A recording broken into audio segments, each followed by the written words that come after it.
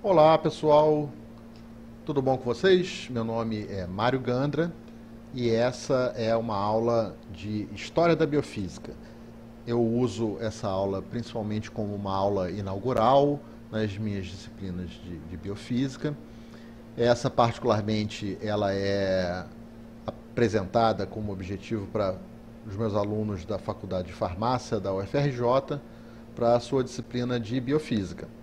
Tá? Então essa é como se fosse a nossa primeira aula e vamos ver aí o que tem para vocês.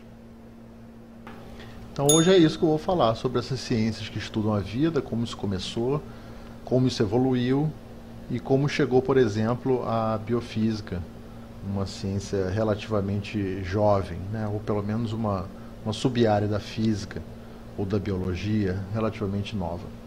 Mas antes da gente começar a falar de biofísica, eu quero primeiro falar para vocês sobre como a gente estuda a vida, como é que são essas ciências que estudam a vida. Na verdade, primeiro vamos recuar um pouco mais nessa pergunta. O que é a vida? O que é um ser vivo? A gente está falando de quê? Do homem? O homem é um ser vivo? É óbvio para muita gente, para todo mundo, suponho. Um embrião humano, por exemplo, ou qualquer embrião, é um ser vivo? É vida? Você pode dizer assim, é claro que é vida, mas depende do contexto, né? Por exemplo, quando você está discutindo direitos das mulheres, direitos ao aborto, essa discussão do que é vida e o que não é em relação ao embrião toma uma outra grandeza, né? Um outro significado. E isso daí, por exemplo, isso aí é um conjunto de células derivadas de um óvulo que foi fecundado e sofreu algumas divisões, né? Isso são as primeiras fases dos estágios embrionários. Isso já é um ser vivo? E a Dolly? Lembra da Dolly? A Dolly foi aquela ovelha na década de 90 que foi feita por clonagem, né? Foi o primeiro mamífero feito por clonagem. A Dolly é um ser vivo? Depende do contexto da discussão, né? Porque tem gente que não considera um ser vivo natural. Essa discussão pode ser estendida para os bebês de proveta, né? Que são gerados a partir de fecundação fora do corpo, né? Fecundação in vitro. Isso daí é vida? Isso aí eu botei de propósito porque é um animal marinho com o qual eu trabalhei numa certa época da minha formação. E é um troço feio, fica grudado na pedra dentro do mar e parece até um pedaço da pedra. Mas não é uma sídia. É feia, não parece que está vivo, mas está vivo. As formas vegetais são vida? Parece idiota perguntar isso agora, mas há alguns séculos atrás não era considerado um ser vivo. Líquens, fungos, bactérias, célula? A célula por si só é um ser vivo? Ou você precisa de mais complexidade para considerar um ser vivo? E esse cara aí? Esse cara é o vírus. Essa é uma imagem, né, de uma microscopia eletrônica de um vírus. Vírus é um ser vivo? Vírus, há uns 20 anos, né, eu tenho visto os estudantes falarem muito sobre isso, sobre é vivo, não é vivo? E quando eu pergunto costumo perguntar para vocês se é um organismo vivo ou não, eu ouço muito a resposta assim, não, com a justificativa de que porque ele não consegue se reproduzir sozinho, ele usa o maquinário do ambiente, né, onde ele se hospeda, né, o maquinário enzimático do hospedeiro. Tudo bem, eu entendo esse julgamento, mas isso é um conceito de vida, né? Mas e se eu mostrar para vocês esse cara aí? Esse cara é o prion. Vocês já ouviram falar do prion? O prion é uma proteína que todos nós temos, vários outros animais têm o prion. É uma proteína que ocorre em vários tecidos, particularmente no tecido nervoso, e ele ocorre com uma conformação como essa conformação estrutural da esquerda, na sua forma normal, de funcionamento normal. Mas algumas coisas no organismo, e isso não está totalmente claro, pode levar o prion a mudar sua conformação espacial. A proteína muda seu enovelamento e passa a ter a aparência que você vê ali na estrutura da direita. E quando isso acontece, ele expõe alguns aminoácidos hidrofóbicos, né, são apolares, e aí isso faz eles se agregarem e isso gera alguns danos teciduais no tecido nervoso. E dá todos os sintomas da doença da vaca louca que vocês conhecem, né, e sua forma humana. Porém, o prion tem uma característica muito peculiar.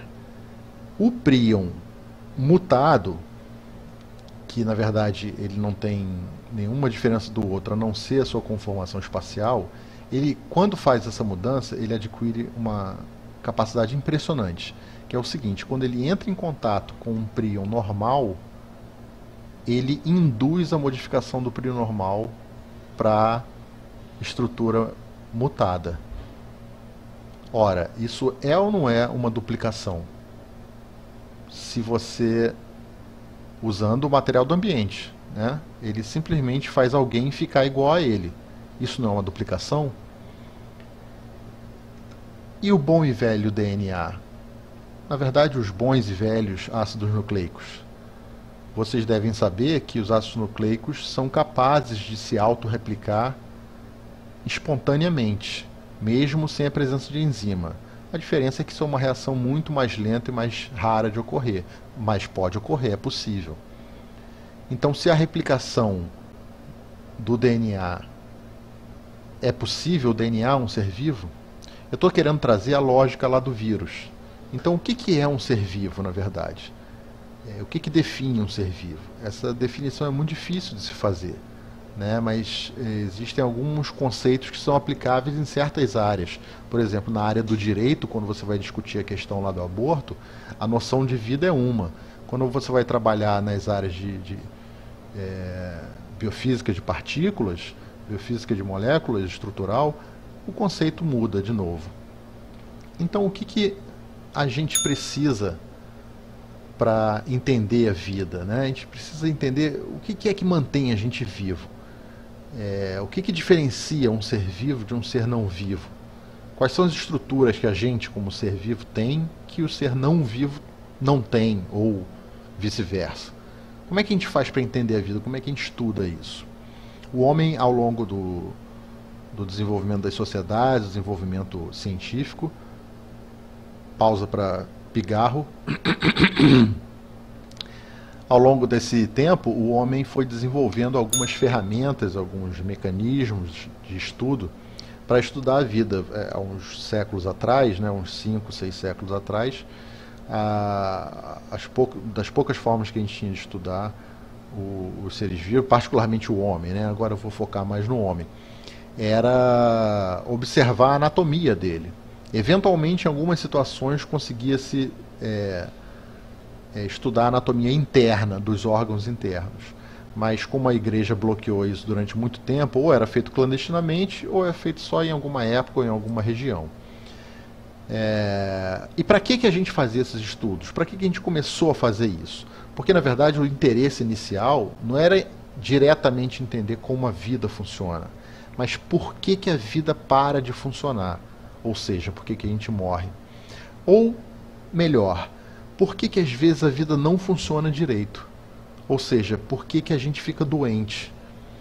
Então, essa era a angústia, e é até hoje a angústia, uma das angústias nossas. Então, a gente tenta entender como é que funciona, para a gente entender o porquê que de vez em quando não funciona direito. A anatomia foi uma ciência que nasceu é uma das mais antigas. Depois a gente, com a possibilidade de estudar os órgãos internos, as relações entre eles e a função de cada órgão, a gente começou a derivar para o nascimento de uma outra ciência que hoje é conhecida como fisiologia. Na verdade, a fisiologia, hoje em dia, é muito, muito, muito mais do que isso. É uma ciência gigantesca, né, que depende muito do conhecimento de outras ciências. mas ela partiu daí, né, principalmente da observação e do entendimento dos órgãos internos do ser humano. Aí, para melhorar disso daí, né, para passar adiante dessa barreira do apenas observar a anatomia e algumas relações de funcionamento, foi necessário um salto tecnológico. E esse salto veio com o desenvolvimento do microscópio. O desenvolvimento do microscópio, lá no século XVII, se eu não me engano, ele permitiu que a gente conseguisse enxergar as estruturas básicas que formam o nosso complexo organismo, né, e vários outros organismos, na verdade. Então o que a gente começou a entender é que a unidade da vida não era o ser vivo que a gente observava a olho nu, né? Não era o homem, ou o bezerro, ou a ovelha, ou a grama. A unidade básica da vida começou a ser entendida como a célula. E uma vez que a gente conseguiu enxergar a célula e ver que existiam células diferentes, em órgãos diferentes, células iguais em órgãos diferentes, desempenhando funções similares, a gente começou a... Daí nasceu, né, na verdade, uma nova ciência, que é a histologia e a citologia, ou biologia celular. O que são essas ciências? São as ciências que entendem os tecidos e as células que compõem esses tecidos. Né? Então, a célula e o seu microambiente, né, organizado, o seu ambiente organizado. Então, a gente foi diminuindo de tamanho. Né? É claro que a microscopia hoje em dia, né, fazendo uma pausa aí nesse histórico, dando um pulo, na verdade, né, a história... pausa para o pigarro e a gaguejada. Então, hoje em dia, a microscopia foi muito além disso, do que se observava naquele início. E é claro que hoje em dia a gente consegue enxergar estruturas intracelulares, e a gente tem técnicas, inclusive, que permitem a gente identificar átomos específicos dentro de uma região da célula que a gente está focalizando com o microscópio eletrônico. Mas em uma outra aula a gente pode falar sobre isso. Bom, essa coisa de entender a célula como a unidade básica da vida perdurou durante bastante tempo, e como a gente começou a observar, com a microscopia, a gente começou a observar o movimento celular, então a gente entendeu realmente que aquilo era uma forma de vida. Essa coisa do movimento era muito importante, né? Mas como tinha uma delimitação da membrana, então foi estabelecido que realmente aquilo é a unidade básica da vida. Mas aí os grupos religiosos, né, precisavam fazer uma ponte nessa história aí, porque o que a religião dizia, né, o que a fé dizia, o que o místico, né, o entendimento místico dizia pra gente, era que os seres vivos são vivos porque eles têm uma força vital, uma força invisível, gerada por uma questão mística ou por uma divindade. Então o ser humano tinha essa força vital, por exemplo. Então, se você descobre que a célula, ou que existe célula, e que você diz que aquilo é um ser vivo, então você está transferindo essa força vital para a célula, certo? E era essa corrente, né, de pensamento, que foi conhecida como vitalismo, dizia isso: olha, a célula é um ser vivo, mas somente porque ela tem força vital dentro dela. E aí o pessoal fazia experimentos tipo, rompe a membrana da célula e aí a célula morria. Então ele dizia que aí se esvai a força vital e você perde a vida que existia ali. Né? Essa ideia só veio a cair por terra no século XIX, por incrível que pareça, ou seja, não tem nem 2 séculos isso. Graças aos experimentos do Edward Buchner, que é esse bigodudo que vocês estão vendo aqui nesse slide.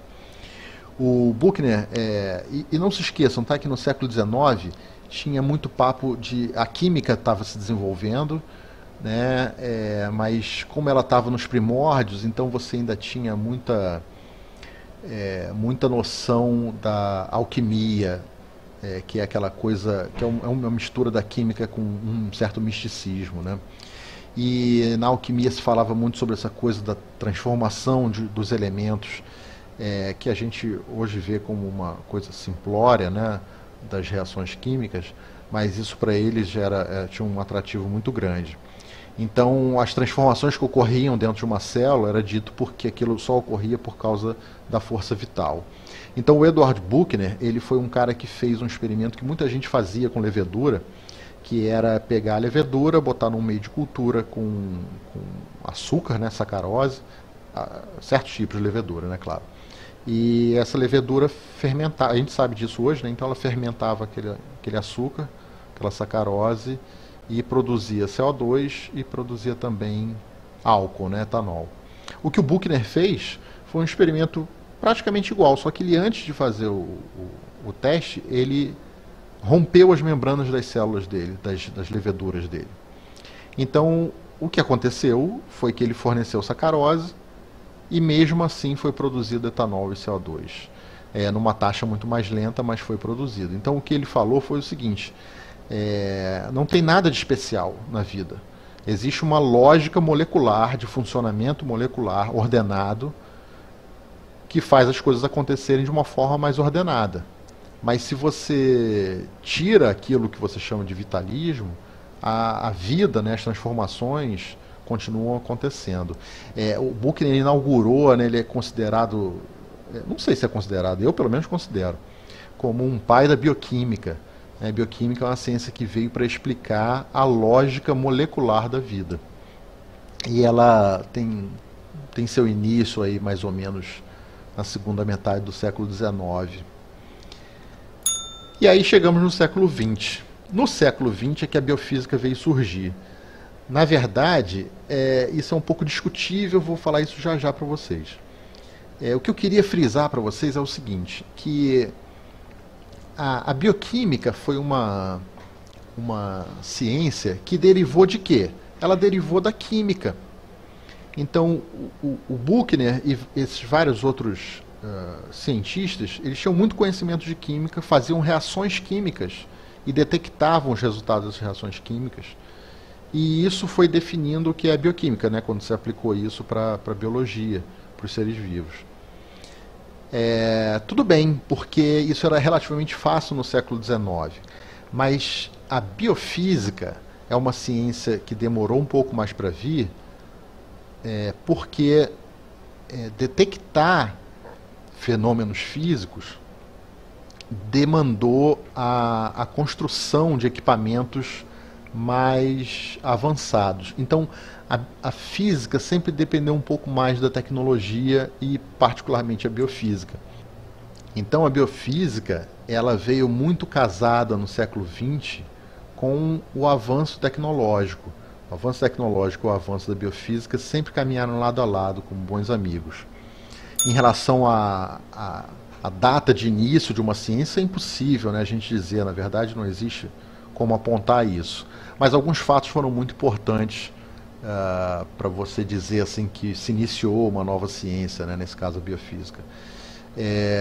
E eu acho que assim, a que mais marcou o início do nascimento da biofísica foi relacionado à bioeletricidade, né, ao estudo da bioeletricidade. Chama-se bioeletrogênese, né, a capacidade de um corpo biológico gerar eletricidade. Essa história da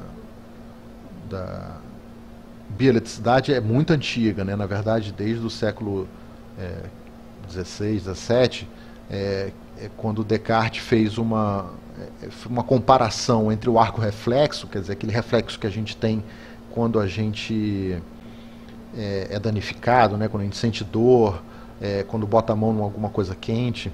Ele fez uma comparação da velocidade dessa reação com os relâmpagos, né, com os fenômenos elétricos que são muito rápidos. Isso foi a primeira. Obviamente ele não tinha noção do que isso realmente significava, foi apenas uma observação e uma comparação. Mas lá pelo século XVIII, né, final do século XVIII, a gente foi feito experimento em que você estimulou eletricamente um tecido biológico, né? Foi com rã, você expôs, né, o pesquisador expôs o músculo ou o nervo da rã e encostou uma fonte elétrica ali, fez passar corrente elétrica e isso fez a perna da rã contrair. Galvani, que foi um físico muito importante, ele conseguiu gerar contrações musculares quando ele pegou duas rãs, dissecou elas, e esse experimento foi bem bacana. E ele expôs tanto nervo quanto músculo das duas. Mas aí ele pegou o nervo de uma, cortou, encostou no músculo da outra, e isso fez aquela segunda rã contrair o músculo. Então ele sabia que era através do nervo que estava dando o comando para o músculo contrair. Depois, bem mais tarde, né, na verdade no final do século XIX, início do século XX, graças aos experimentos do Émile Dubois-Reymond, usando um tipo de galvanômetro bem mais sensível, ele conseguiu detectar a corrente no nervo. Então ele conseguiu tocar os nervos, não sei exatamente que animal experimental ele usou, tocar os nervos com 2 eletrodos e conseguiu medir correntes passando entre os nervos.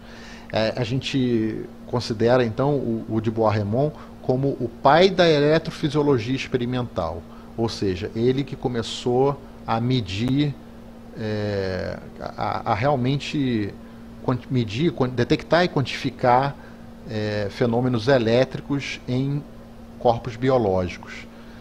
Antes era só uma teoria, né? Uma hipótese.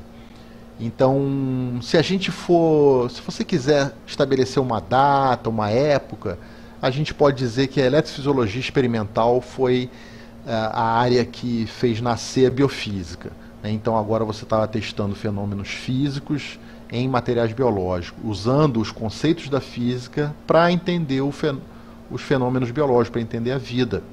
A bioquímica usava os conceitos da química, a biofísica passou a usar. A biofísica usa os conceitos da física para entender a biologia. Que beleza, hein? Então a física nasceu.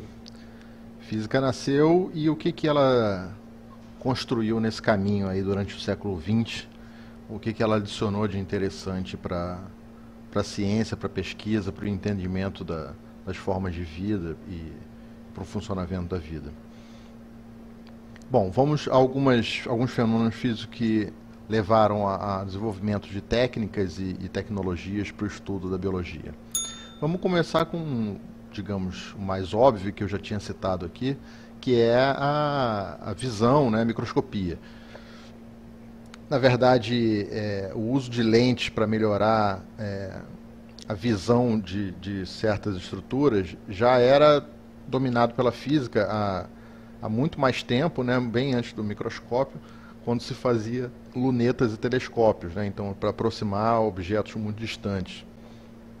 E o microscópio ele foi criado então para aumentar objetos muito pequenos, né, e você conseguir enxergar detalhes de algo muito pequeno. Existem várias linhas aí nessa história do microscópio. O primeiro deles que tem relação com essas imagens que vocês estão vendo aí, a gente chama de lupa, ou lupa estereoscópica, ou microscópio estereoscópico. Eu já vi algumas pessoas chamando assim, apesar de não ser muito correto. A lupa estereoscópica, ela tem uma diferença do microscópio porque ela não trabalha com luz transmitida, ou seja, a luz não passa pela sua amostra, né, pela sua amostra biológica, e chega lá na objetiva, né, para onde você está vendo do microscópio. Ela trabalha com luz refletida, que é como a nossa visão trabalha no dia a dia, né? A luz reflete nos objetos e chega no nosso olho. Então é a mesma coisa aí com a lupa estereoscópica. Se você olhar essa imagem de baixo do slide, você vai ver que tem em preto a lente objetiva, né, por onde entra a luz da amostra, e um pouquinho atrás dela tem uma outra pecinha preta, que na verdade ali tem uma lâmpada. É ali que tem a lâmpada que ilumina o objeto, que vai estar lá na base da lupa, né? Ilumina ele para você conseguir ver.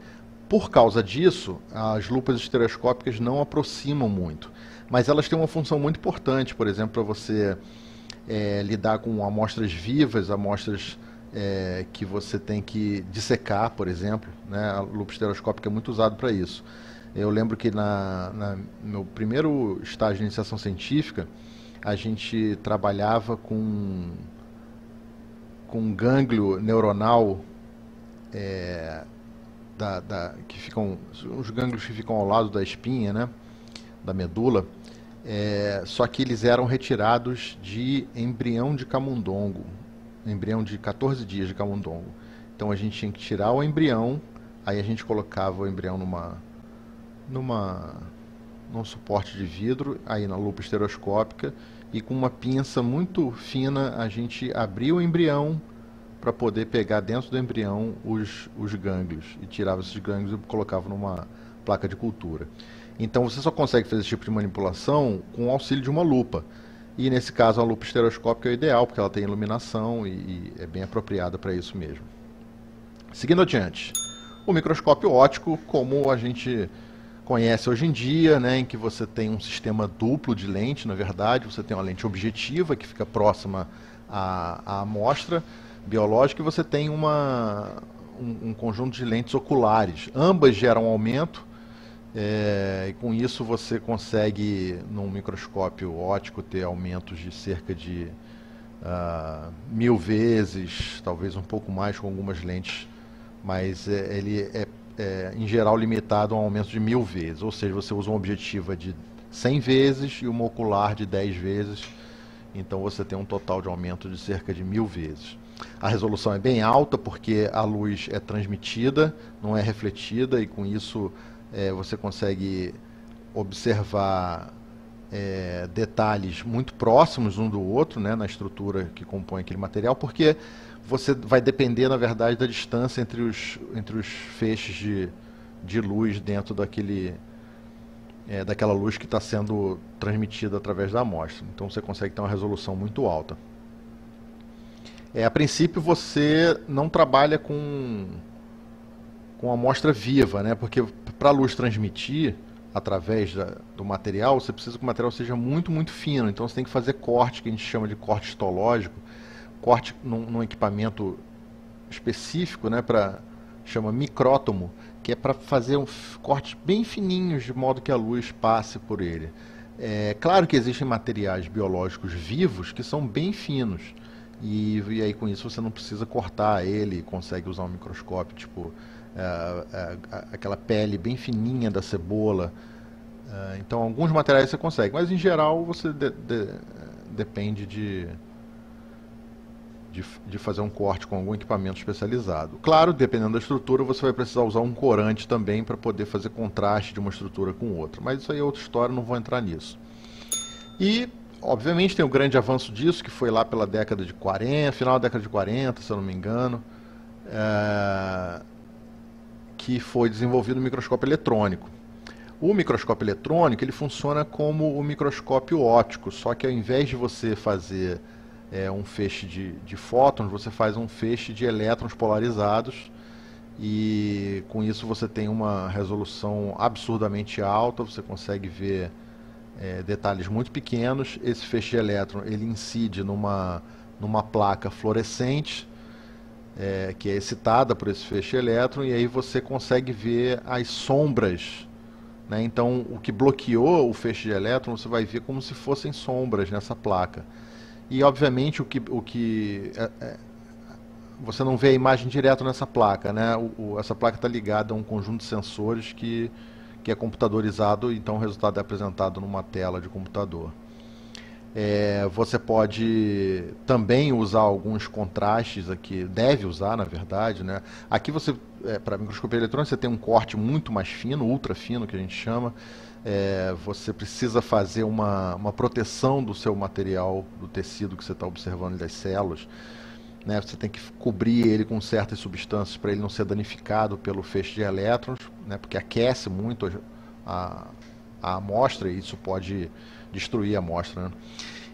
E você pode também, obviamente, antes de fazer o corte, fazer certos tratamentos, antes ou depois, né? Fazer certos tratamentos que, não, nesse caso, você não vai corar, você vai aumentar a eletrodensidade. O que significa isso? Significa que eu estou tornando aquele material mais denso para passagem de elétron. Então, se eu uso alguma substância que vai tornar, por exemplo, a membrana celular mais densa para a passagem dos elétrons, então quando eu passar o feixe de elétron do microscópio por lá, ele vai passar mais facilmente por outras estruturas do que pela membrana. Então você vai ter lá na chapa uma sombra mais pronunciada, digamos assim, das membranas. Então a membrana vai ficar mais contrastada, vai estar mais nítida na sua imagem. E depois de um tempo foi desenvolvido, além da microscopia eletrônica tradicional, que é de transmissão, um outro tipo que é a microscopia eletrônica de varredura, que você usa um feixe de elétron de baixa intensidade e faz uma varredura, como o próprio nome diz, né? Ele vai varrendo a superfície da sua amostra e no final das contas o detector não pega os elétrons que passam, ele pega os elétrons refletidos. E isso é muito legal, porque o que você vai construir de imagem depois vai ser, na verdade, um relevo, né? Uma superfície, né? Como está aí na figura. O que mais? Eu estava falando para vocês que a gente pode usar as técnicas biofísicas, né? As grandezas, os conhecimentos biofísicos da física, para você fazer análise ou separações dentro da biologia. A gente estava falando até agora de análise, né, por microscopia.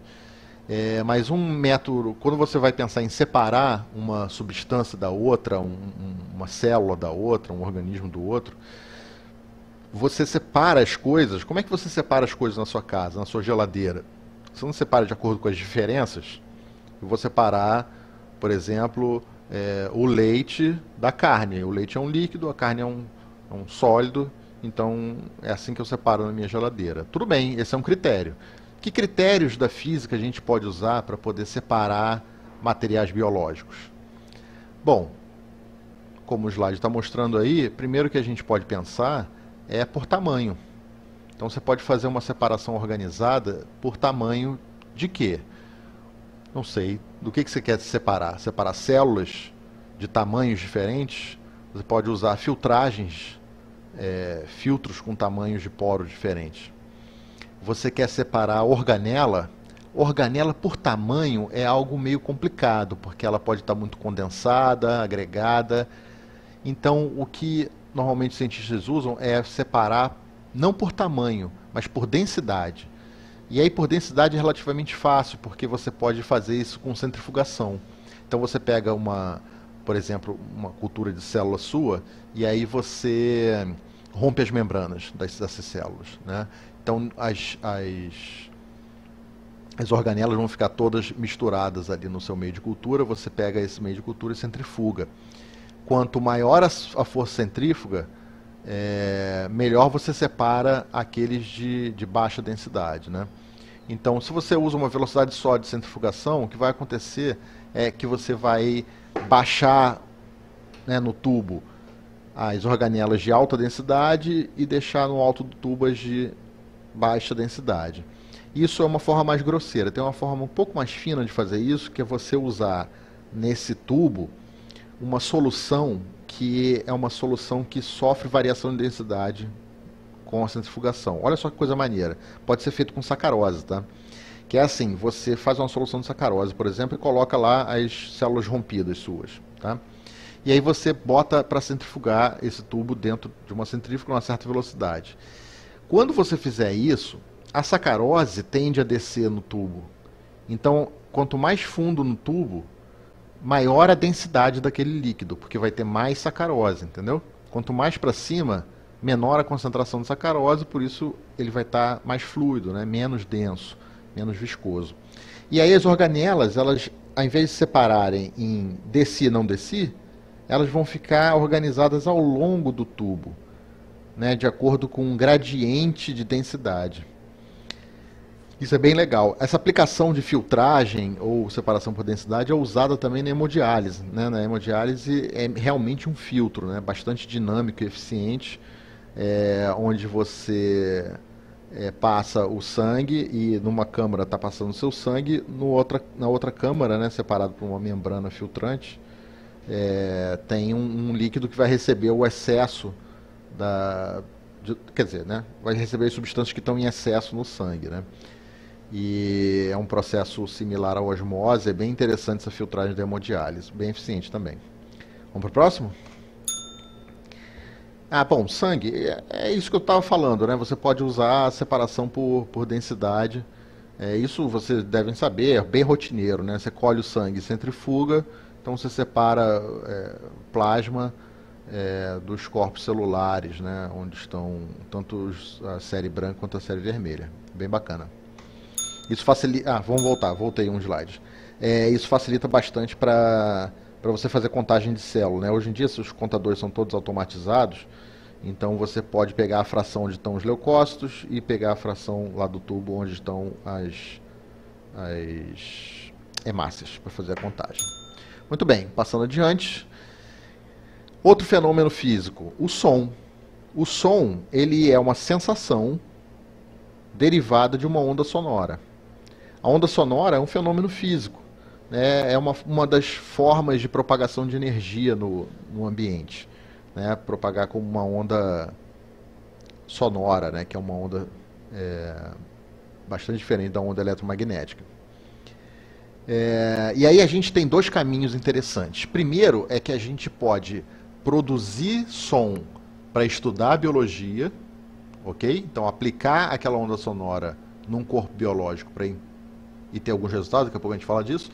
E a gente pode fazer o contrário, a gente pode escutar, detectar, medir, analisar os sons produzidos pelos seres vivos e tentar extrair informações interessantes sobre isso. Nesse slide a gente pode ver um estetoscópio, que vocês conhecem muito bem quando vão ao médico, e ele ausculta você, né? Ele ausculta seu coração, pulmão, os sons internos seus, né, que seu organismo produz. E ele, com o conhecimento que tem, ele pode tirar conclusões desses sons. Então vamos ver melhor isso. Então a gente pode usar, por exemplo, o ultrassom, que é simplesmente derivado, produzido por onda sonora de alta frequência, para enxergar dentro do corpo humano, ou dentro de qualquer corpo, na verdade. Por que isso acontece? Como isso é possível? Isso é possível porque o ultrassom ele tem uma capacidade de penetração em tecido biológico muito grande. Só que você coloca lá o aparelhinho que produz ultrassom, a onda vai entrando em você, quando ela atravessa você, ela perdeu bastante da sua potência. Por quê? Da sua intensidade. Porque uma parte foi refletida lá dentro, né? Não conseguiu passar de certas estruturas. Então, quando ele é refletido, ele volta para o aparelho. Esse aparelho ele é muito legal, porque ele é capaz de enviar a onda sonora e captar a onda sonora de volta. Então, o tempo que leva para a onda sonora voltar significa a que distância está aquele material, né? E a intensidade que aquela onda de ultrassom volta indica o quanto aquele material lá onde a onda refletiu, o quanto ele é denso, né? Uma densidade para a onda sonora, né?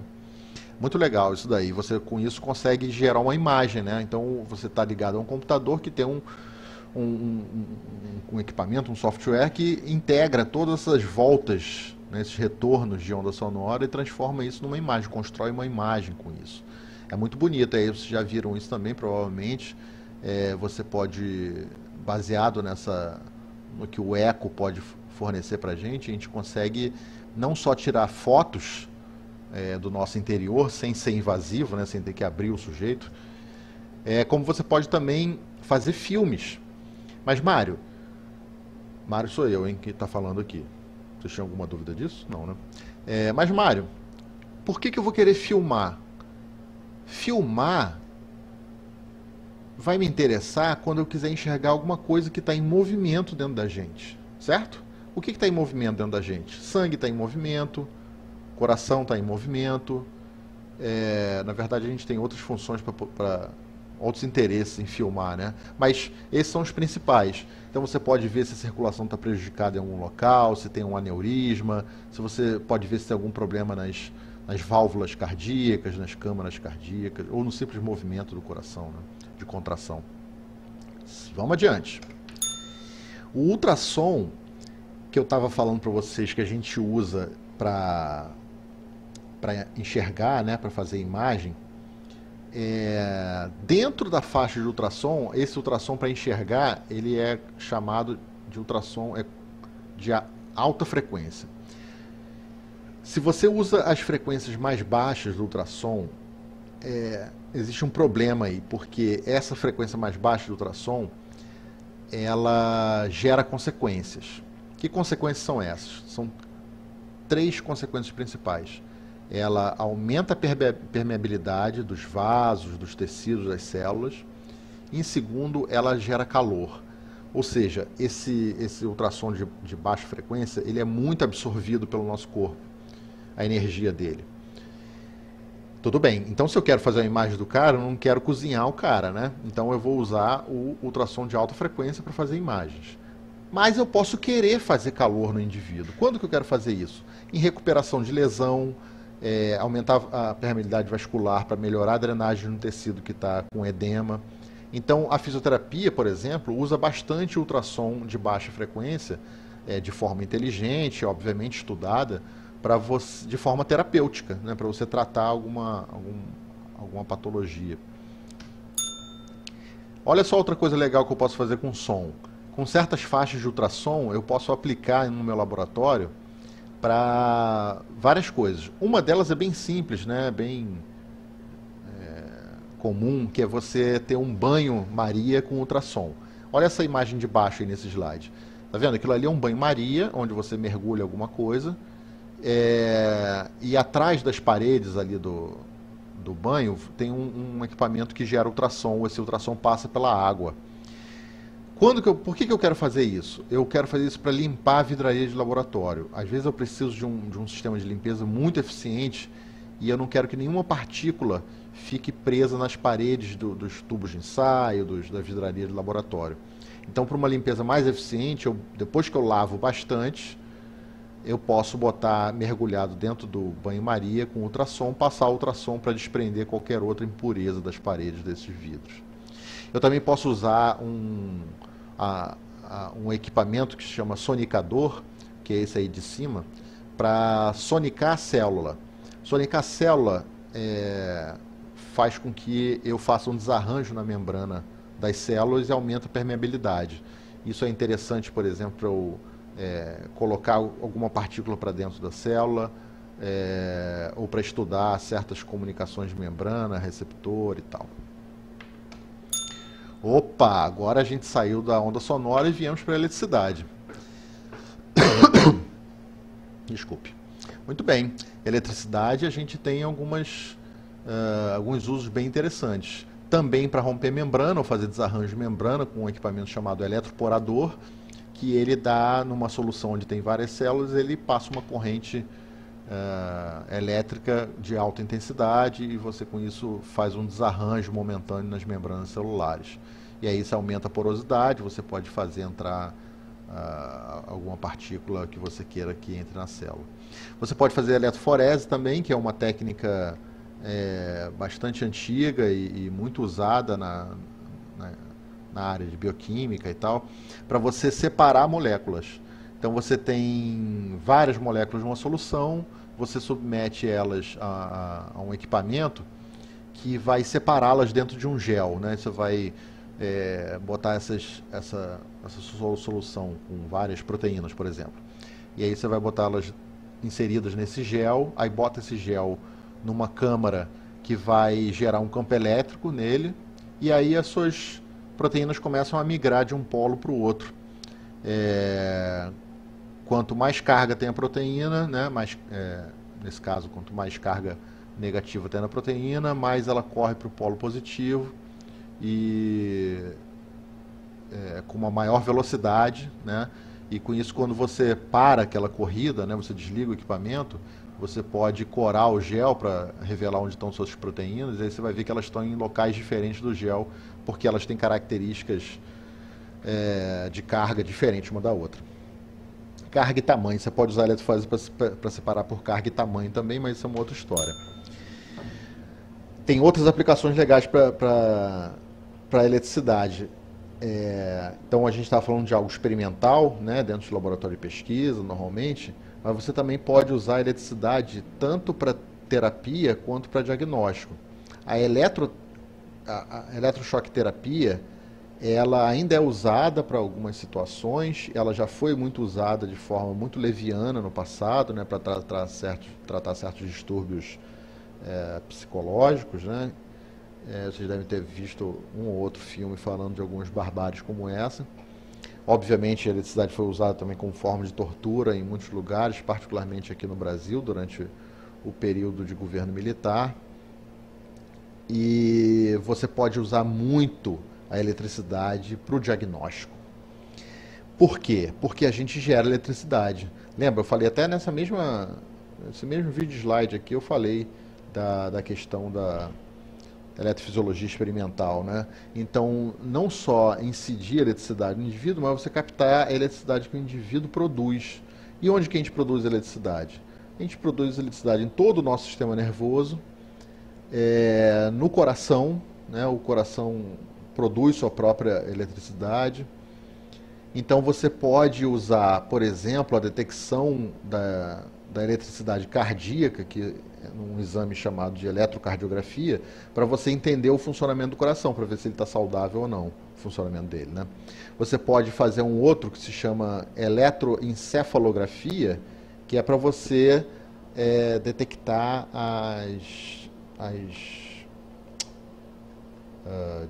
os campos elétricos gerados pelo cérebro, para você entender o funcionamento dele, se o funcionamento dele está saudável, tanto em repouso quanto estimulado em certos ensaios padronizados, né, que você faz no médico.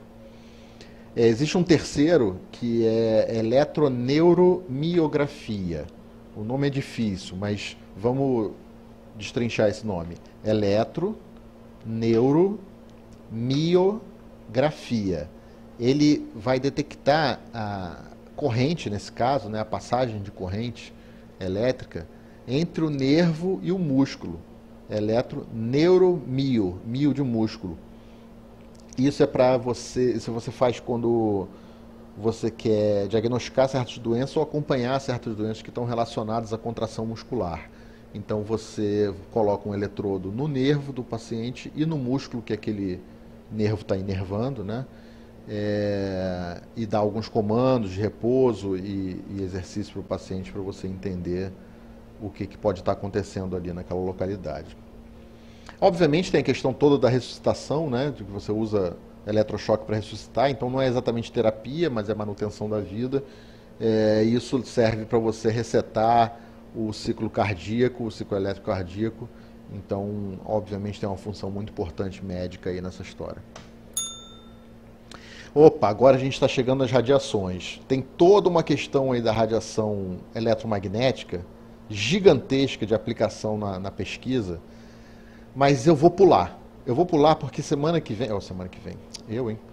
Porque eu vou gravar... Vai ter um outro vídeo slide falando só de aplicações das radiações eletromagnéticas para análises biofísicas. Então... vamos deixar isso para um outro vídeo, beleza? Para fechar, eu quero falar da radiação ionizante, a radioatividade e a aplicação dela no estudo da biologia. Tem vários. Lembra aquela eletroforese que eu mostrei antes, que a gente usa a eletricidade para separar proteínas e tal? Beleza, mas às vezes a gente tem uma quantidade de proteína, ou seja lá qual é a substância que você está separando, uma quantidade tão pequena na amostra que você não consegue corar depois, usar um corante. Você usa o corante, mas é tão pouco que o corante liga e você nem consegue perceber. E não faz aquela imagem bonitinha que você viu antes. Então o que a gente tem que fazer é marcar radioativamente a proteína ou a substância qualquer. Então você coloca uma substância radioativa que vai se ligar àquelas proteínas e aí depois você faz a separação, pega aquele gel, coloca em contato com um filme e deixa revelando durante dias, se for necessário. Deixa marcando o filme, né? Revelando não, marcando o filme. Depois você tira e revela aquele filme, você consegue ver uma imagem parecida com essa aí do slide. Tem uma importância muito maior essa coisa de você marcar radioativamente uma molécula, né, ou algumas moléculas, e isso foi muito usado no passado, na década de 80 e 90, que é para você mapear rotas metabólicas dentro da célula. Porque você marca uma proteína, depois ela é modificada e aquela modificação radioativa é passada de uma molécula para outra. Então, com isso, você consegue ver rotas metabólicas, né? Ou seja, uma proteína que se transforma na outra, que é ativada por aquela, desativada por aquela. Isso foi muito usado no passado. Hoje em dia não se usa muito porque é muito perigoso, né, você ficar trabalhando com radioatividade, e se descobriram algumas outras maneiras de se marcar proteínas e substratos para você acompanhar certas rotas de sinalização e rotas metabólicas, usando sondas não radioativas, né, moléculas não radioativas que são, por exemplo, fluorescentes, ou que podem ser detectadas de alguma outra maneira que não use radioatividade. Beleza? Vamos adiante para fechar. Radioatividade no diagnóstico. Isso aí vocês conhecem pra caramba, né? Você usar a radioatividade, partículas ou ondas eletromagnéticas radioativas que atravessam o corpo biológico, né, do indivíduo e batem num filme. Aquilo que fica mais retido faz uma sombra no filme. Vocês obviamente conhecem isso, porque todo mundo que está assistindo isso deve ter passado por uma radiografia, né? Que tem muitas variações aí, a mamografia, a tomografia computadorizada e tal. Você pode também fazer uma imagem de dentro para fora. Como é que é isso? Isso é a cintilografia. A cintilografia faz quando você ingere ou tem injetado em você um material radioativo. Esse material radioativo se acumula numa certa região do seu corpo e você coloca próximo então do seu corpo uma tela sensível à radiação. E aí depois você vai gerar uma imagem a partir daquilo. Isso é a cintilografia. É muito usado, por exemplo, para detectar estrutura óssea, porque, bom, na verdade para várias coisas, né? Aí você está vendo uma imagem de uma cintilografia do esqueleto, né? Tecnésio que acumulou no esqueleto do indivíduo e você fez uma imagem de corpo inteiro. Ou seja, a radiação sai do tecnésio que está dentro do corpo e chega no detector do lado de fora. A radiografia tradicional é um pouco diferente. Ela sai, ela está fora, atravessa o corpo e é detectada fora também, né? E a radioterapia, que é você aplicar a radiação, a radioatividade para tratar. Então, a radioatividade tanto é perigosa como ela também é benéfica, dependendo do uso. Porque as células tumorais, por exemplo, células cancerosas, elas são mais sensíveis à radioatividade do que as nossas células normais. Então, se você montar um esquema de uso, né, bem estudado, direito, você consegue usar a radioatividade para matar a célula cancerosa e danificar o mínimo possível suas células normais. Isso se chama radioterapia. Se nenhum de vocês já passou por isso, talvez conheça alguém que passou por isso, que teve algum tumor, algum câncer e fez radioterapia. Tem uma lembrancinha aí nesse slide, né, que é o nosso infame acidente com o Césio 137, lá em Goiânia, em 1987, o famoso pesadelo de Goiânia, que foi derivado de um equipamento de radioterapia. Os caras roubaram uma clínica abandonada, pegaram o equipamento, desmontaram para vender para um ferro velho. Lá no ferro velho o equipamento foi aberto e liberou o césio no ambiente, né? As pessoas mexeram naquilo, brincaram com aquilo e tal. Claro que a culpa não é de nenhuma dessas pessoas, a culpa é dos donos da clínica que fecharam a clínica e deixaram um equipamento perigosíssimo desse abandonado lá, né? Então é isso, pessoal. Espero que vocês tenham gostado dessa aula que foi apresentada para vocês na forma do que eu chamo de vídeo slide. E lembrar vocês que você pode sempre assistir esse vídeo slide aqui no YouTube, mas você pode também usar só o áudio desse vídeo slide, que vai ser carregado para um serviço de podcast utilizando o aplicativo Spreaker. Tá? Isso está explicado aí no resumo aí do vídeo aí embaixo. Vocês podem dar uma olhada, tá? E vocês podem pegar esses slides em PDF também e podem acompanhar enquanto ouvem o áudio no Spreaker, por exemplo, no celular de vocês. Vocês podem acompanhar os slides Sempre que a campainha de transição de slide soa, você passa um slide no seu celular e com isso você vai acompanhando sem gastar tanto 3G, tendo que sua internet aí do celular, tendo que assistir esse vídeo no YouTube. Um abraço para todos vocês. Comentários são sempre bem-vindos e sempre serão respondidos. Tchau, tchau.